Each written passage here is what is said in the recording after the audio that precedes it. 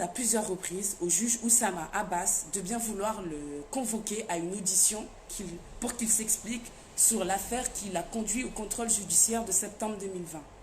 Après plusieurs refus, le juge finit par lui accorder cette audition à l'aide d'une convocation datée du 27 avril 2021. À cette date, il se présente au bureau du juge. Il explique au juge qu'il est un peu souffrant. Le juge lui répond que de toute façon, il n'y avait pas d'électricité au bureau, donc impossible pour lui de l'auditionner ce jour-là. Il est donc reparti en disant qu'il attendra la prochaine convocation. Le lendemain, Obeid est convoqué à la gendarmerie. Il s'y rend. Assalamu alaikum, que la paix soit sur vous. Je suis Amina Ali, franco-comorienne. Je fais cette vidéo pour dénoncer l'acharnement que subit mon mari, Obeidillah Mchangama, journaliste. Je fais cette vidéo pour témoigner des entraves à sa liberté d'informer depuis quelques années à ce jour. Je fais cette vidéo pour dénoncer la pression judiciaire qui s'est formée autour de sa personne, car journaliste. Obeidillah Mchangama est un journaliste de la radio marseillaise RCM 13 et de la page Facebook FCBK FM aux Comores. Il est reconnu en tant que tel par le gouvernement, les opposants, les associations, la société civile, la diaspora comorienne, par des organismes tels que Reporters sans frontières ou bien Human Rights, pour ne citer que. Obeidillah Mchangama est connu pour être la cible préférée des autorités de ce pays. Plusieurs articles nationaux et internationaux parlent de ces arrestations et détentions arbitraires.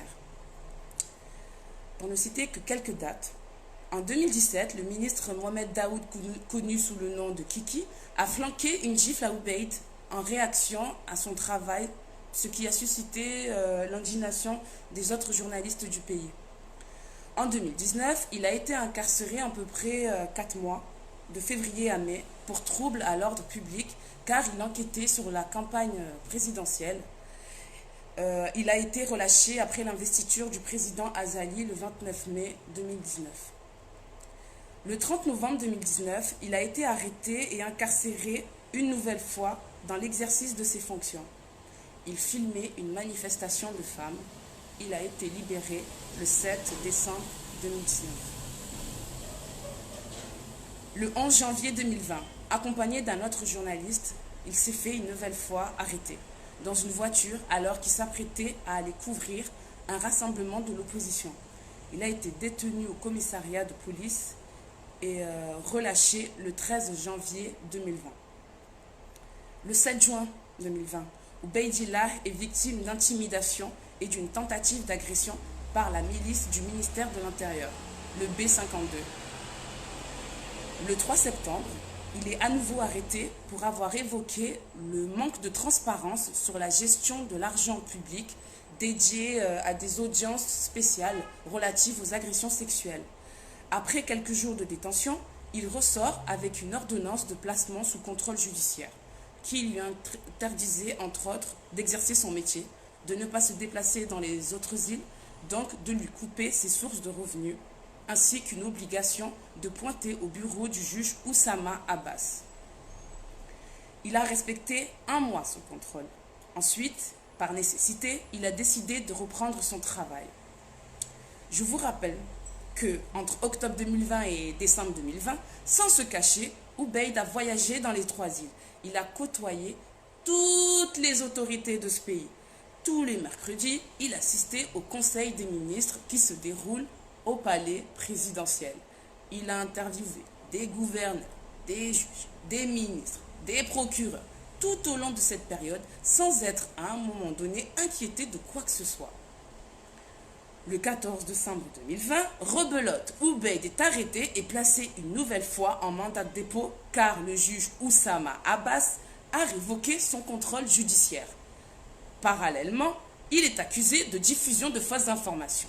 À son procès, les accusations pour fausses informations ont été abandonnées et le procureur déclare que le motif principal de son placement en mandat de dépôt n'est en rien lié à l'affaire des fausses informations, mais qu'il se trouvait en mandat de dépôt pour la révocation de son contrôle judiciaire.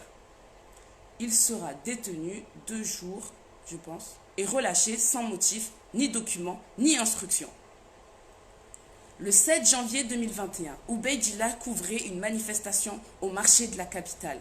Les manifestants se sont dispersés à l'arrivée des forces de l'ordre. Ubayd n'avait pas besoin de fuir vu qu'il était dans le cadre de son travail. Des gendarmes décident de l'embarquer seul.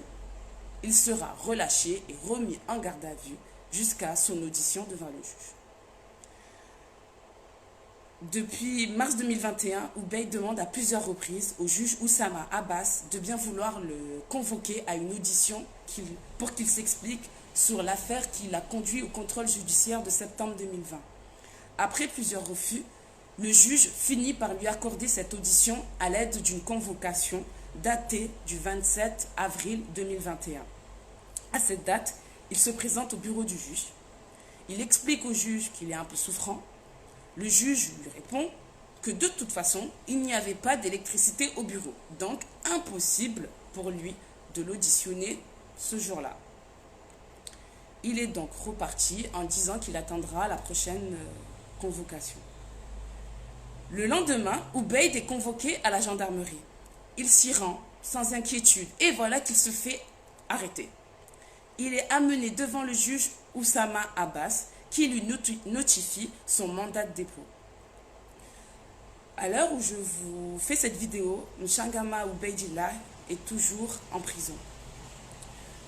Tout ce que je viens de raconter précédemment est vérifiable par les médias nationaux et internationaux. Écoutez bien, Ubayd a reçu plusieurs coups de fil ces derniers jours de connaissances comme des juges, des avocats, des procureurs, des journalistes, des citoyens lambda, qui l'alertaient sur le fait que le ministre de la Justice, Mohamed Hussein, est énervé, souhaiterait son arrestation immédiate. Il aurait demandé à diverses autorités, dont des juges, de l'arrêter parce que Ubayd aurait fait des remarques sur sa manière de travailler. En effet, des magistrats disent que ce ministre de la Justice ne laisse pas la justice être indépendante. Il se dit qu'il serait intervenu sur la libération ou non de détenus. Des magistrats se sont plaints auprès de Ubayd que le ministre empiétait sur leur travail.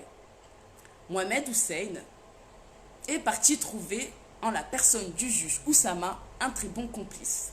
Et voilà que par magie, monsieur le juge informe les avocats d'Ubayd qu'il aurait violé une ordonnance de placement sous contrôle judiciaire qu'il dit avoir émis juste après sa libération en décembre 2019. Ce qui est totalement faux. J'étais présente lors de sa libération et tous les autres jours en fait, jusqu'à aujourd'hui. Aucune ordonnance n'a été remise ni à Ubayd ni à ses avocats. Hier, j'ai appris qu'il a pondu une nouvelle ordonnance dont on ne connaît pas encore le contenu. Donc oui, je soupçonne le juge Oussama Abbas d'avoir accédé à la demande illégale du ministre de la Justice, donc de mettre mon mari en prison, quitte à violer les procédures légales. Je fais cette vidéo par devoir, car mon mari est devenu depuis quelques années le jouet préféré de la justice comorienne. Cette justice qui décide ponctuellement de lui ôter sa liberté, de l'envoyer dans la prison indigne et inhumaine de Moroni. La vie de sa famille, de sa mère, de son père, de son enfant bascule à chacune de ces arrestations arbitraires. Bref, je tiens à disposition à tous les organismes de défense de droits humains, des journalistes, de la liberté d'expression pour apporter des éléments complémentaires si vous en avez besoin. Je vous demande donc de diffuser plus largement cette vidéo qui est pour moi le seul moyen que j'ai trouvé pour protéger mon mari, ma famille et moi-même. Avec ce régime dictatorial, je suis consciente que je ne suis pas à l'abri de bavures en mon encontre. La justice ne doit pas être injuste. Je vous remercie. Que Dieu vous protège.